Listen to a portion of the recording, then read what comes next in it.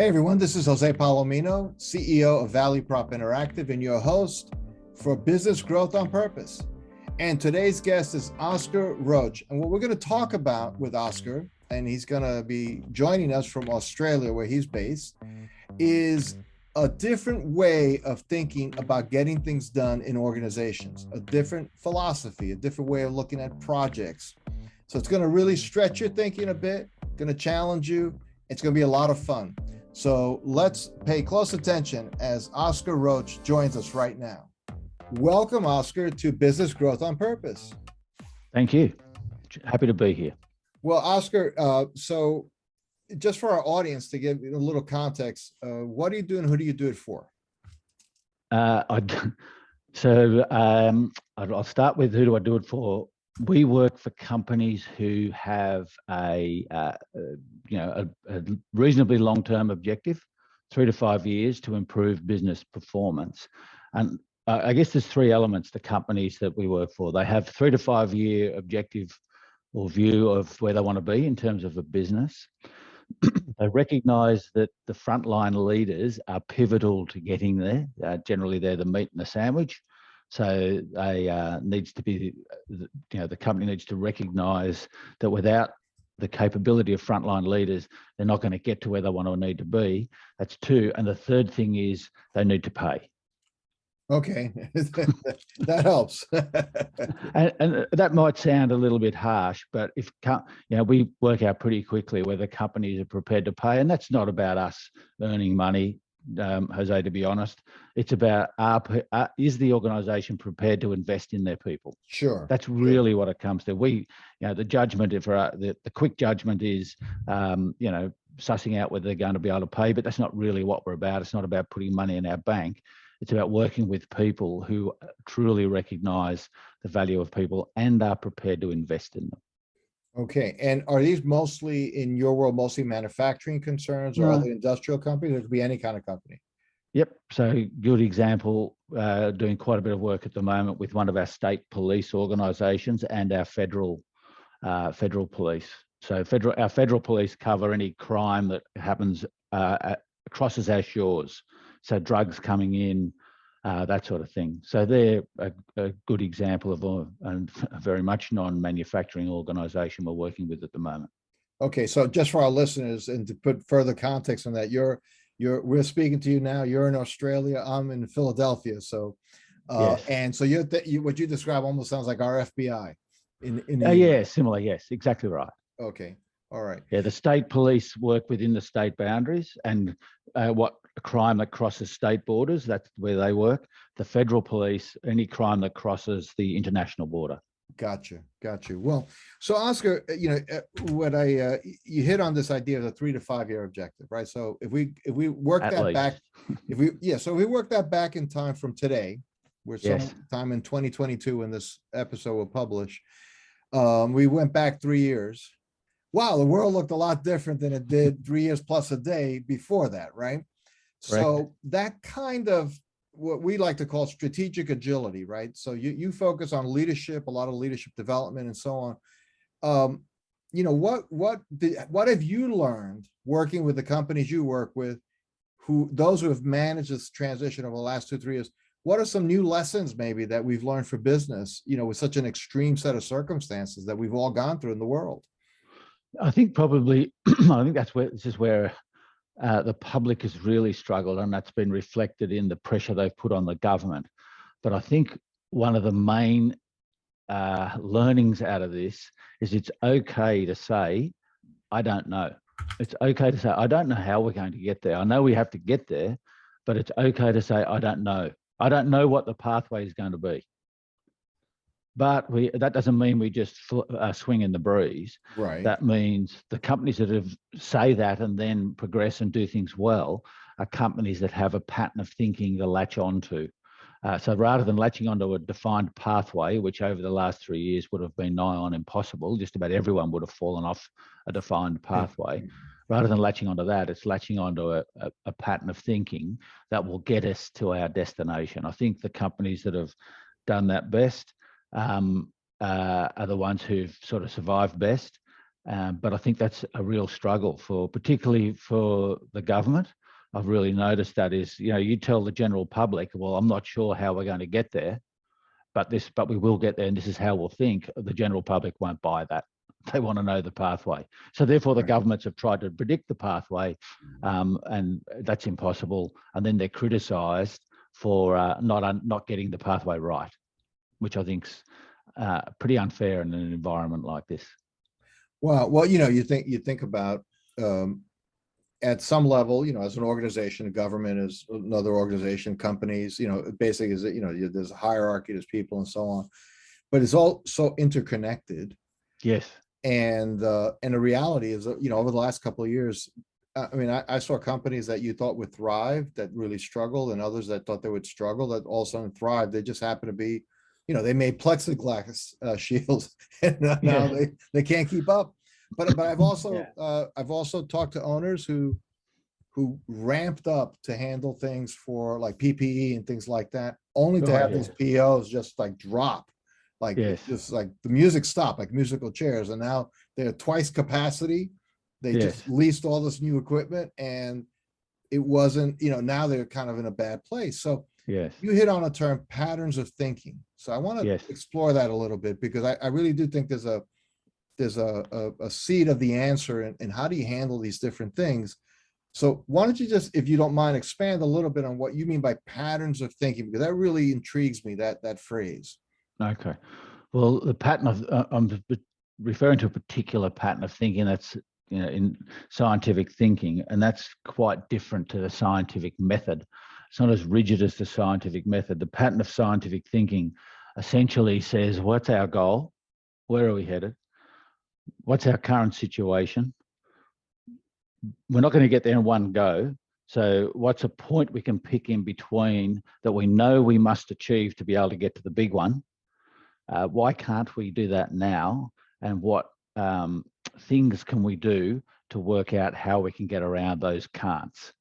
So in other words, that interim point, there'll be reasons we don't do that now, but what can we practice? What can we try out to see how we get around those obstacles to be able to achieve this interim condition, which is a step towards the goal?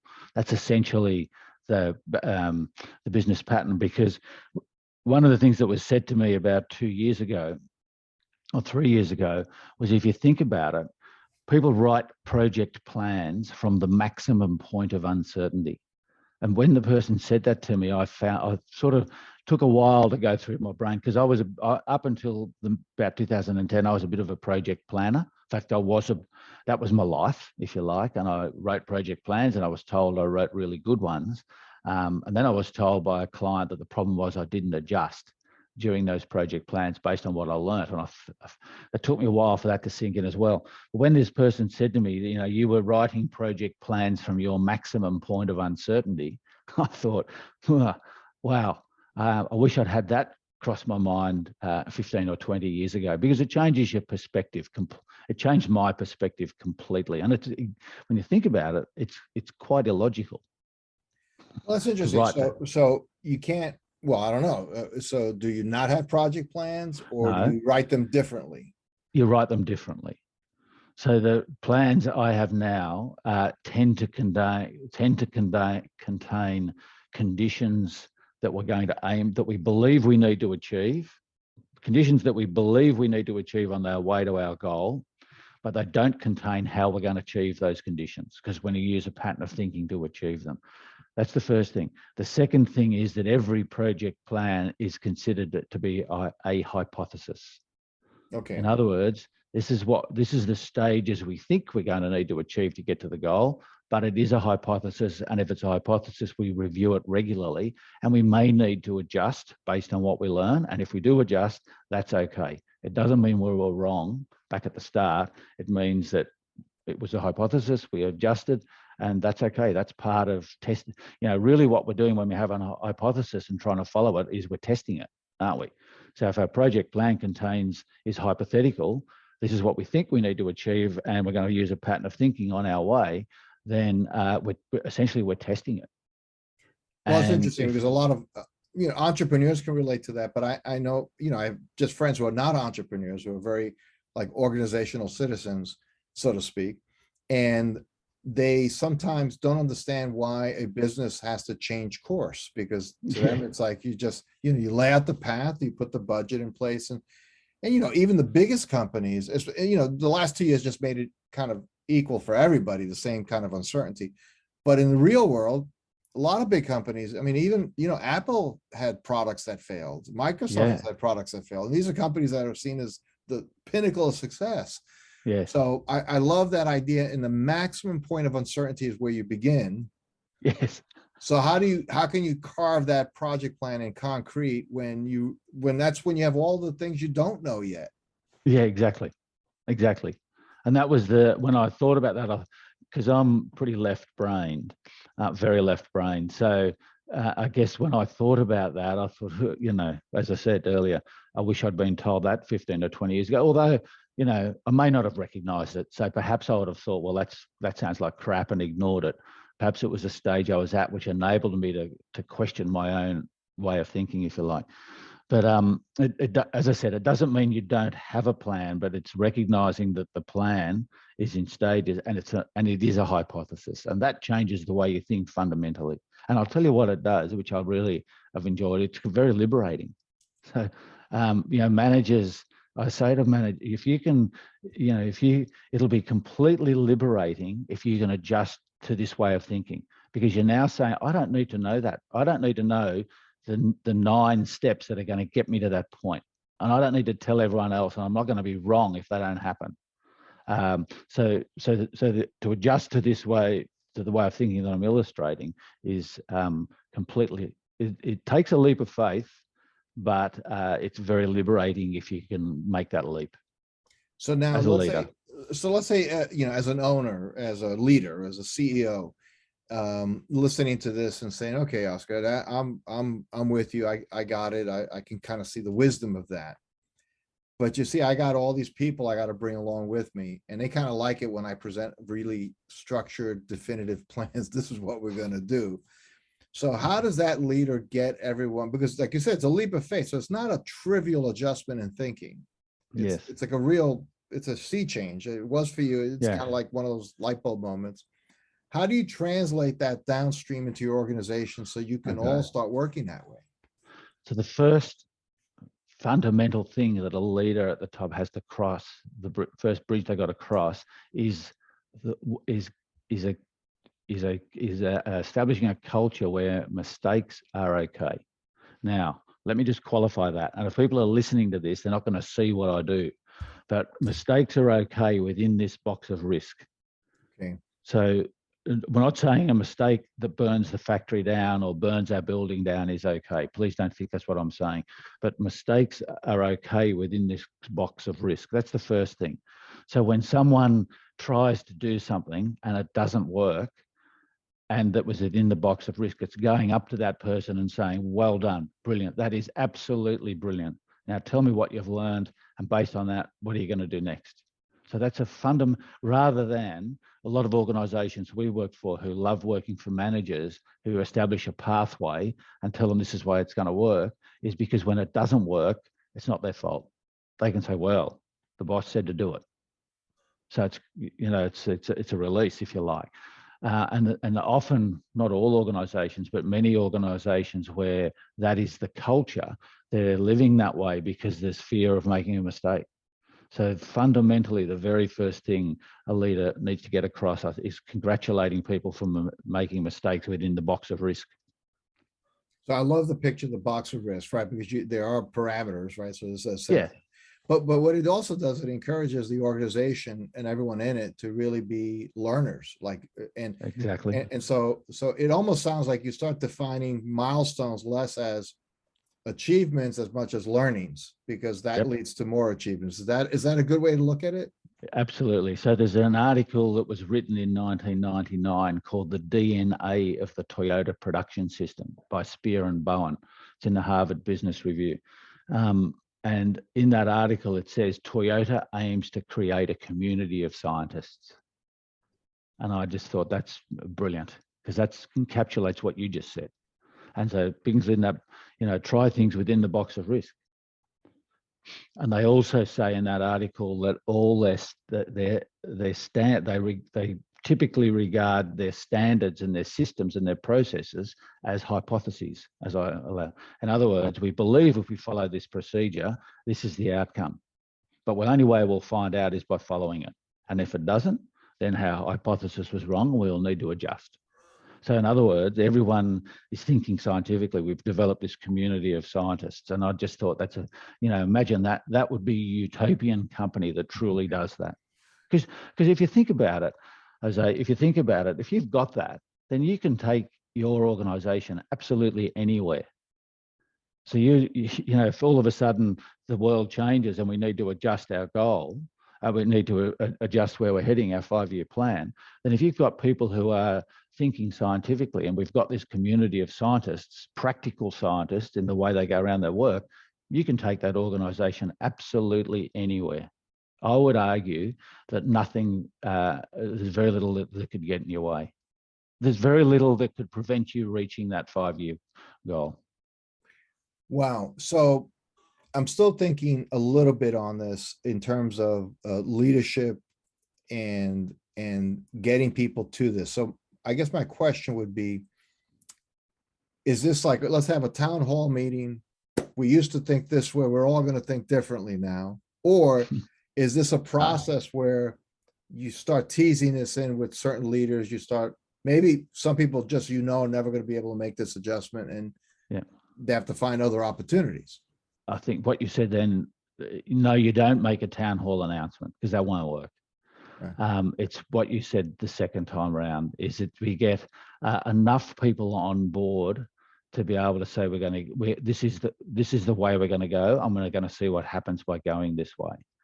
So you need enough to get started. And that's not many, by the way. It's not 50%, because most workplaces, and this is a good thing, most workplaces, 80% people, we always say that 80% of the people come along to do their job. 10% of the people come along to do their job and think, and 10% come along to do their job and criticize and throw stones. So, so you don't need that 10. We need to identify that 10% who are going to jump on this bus, and we're going to have a crack at this new way of thinking. And the managers, it's again that you're not telling them what it's going to look like, because you don't know. But we do know what principles and philosophies we're going to apply within our business, and we're going to see what happens. And these are the principles and philosophies. So it's picking your 10% and starting with those guys and those people, and then building from there. And a lot those people are surprised. The 80 out of that 80%, there'll be a couple of people that the day-to-dayers. And I don't mean that in a critical way. All businesses need that 80%.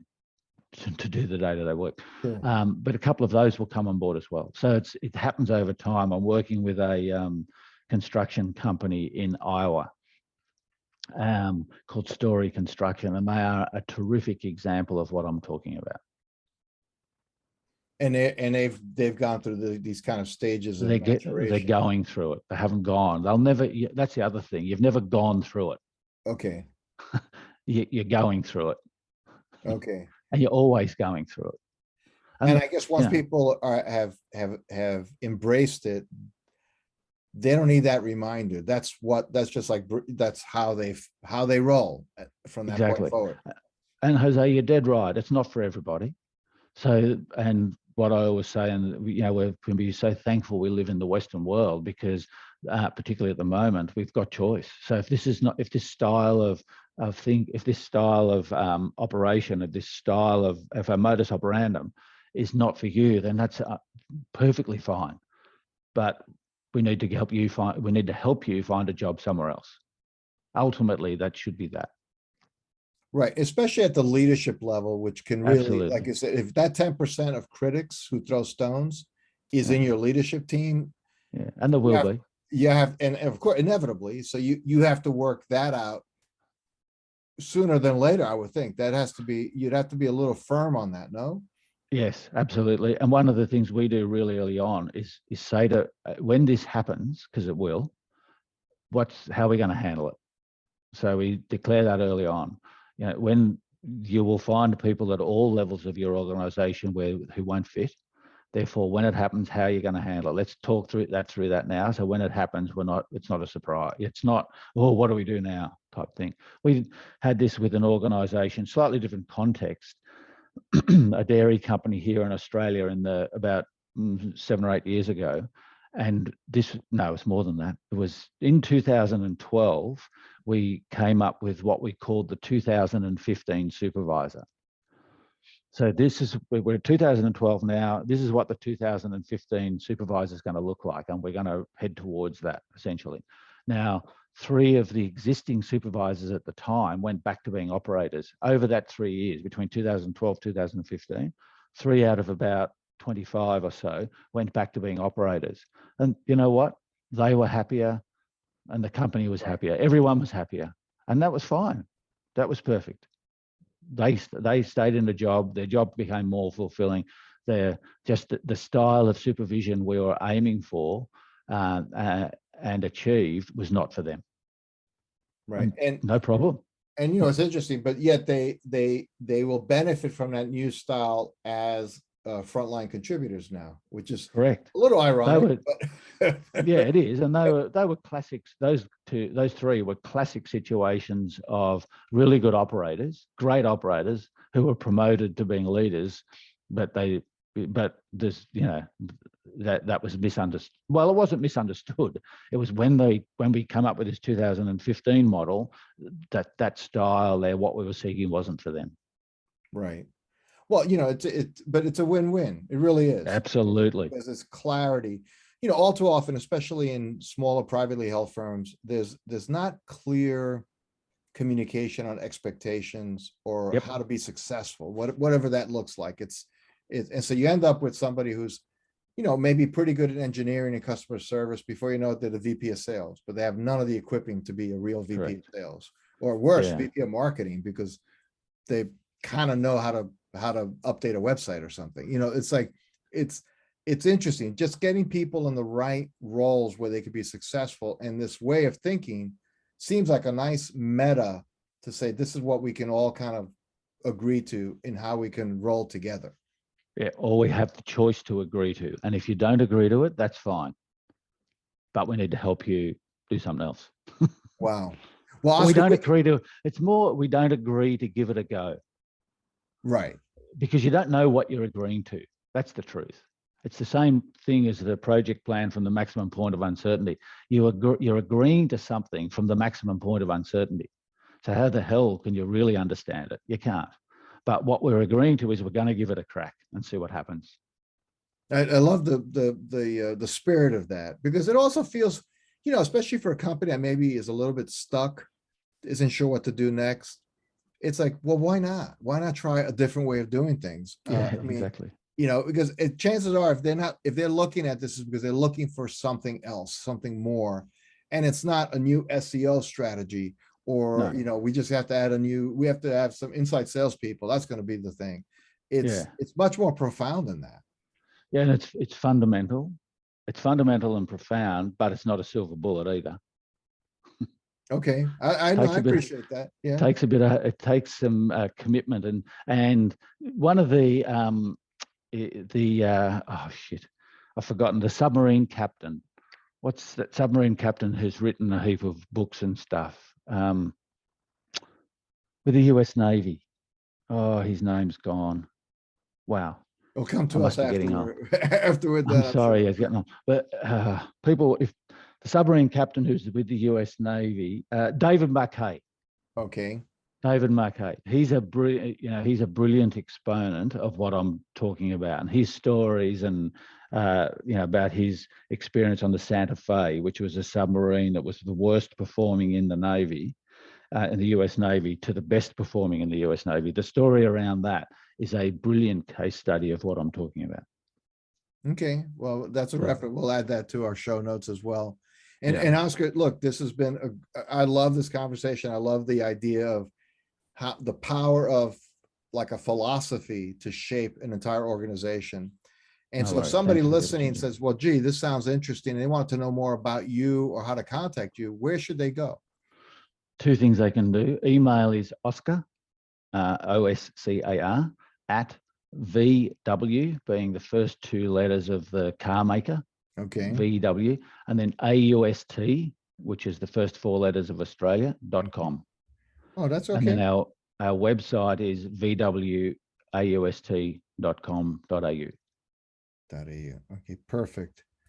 Oscar, thank you so much for stopping by at Business Growth on Purpose. We really appreciate it. No worries, Jose. I enjoy conversations like this. It's sort of I've got a little thing on the wall just to the left. You can't see it. It says, if you can't explain it simply, you don't understand it well enough.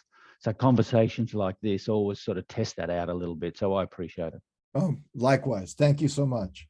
Okay. Thanks, Jose. Bye. Thanks for listening to another episode of Business Growth on Purpose. If you like the show, hit subscribe and leave us a review to help other people find the podcast.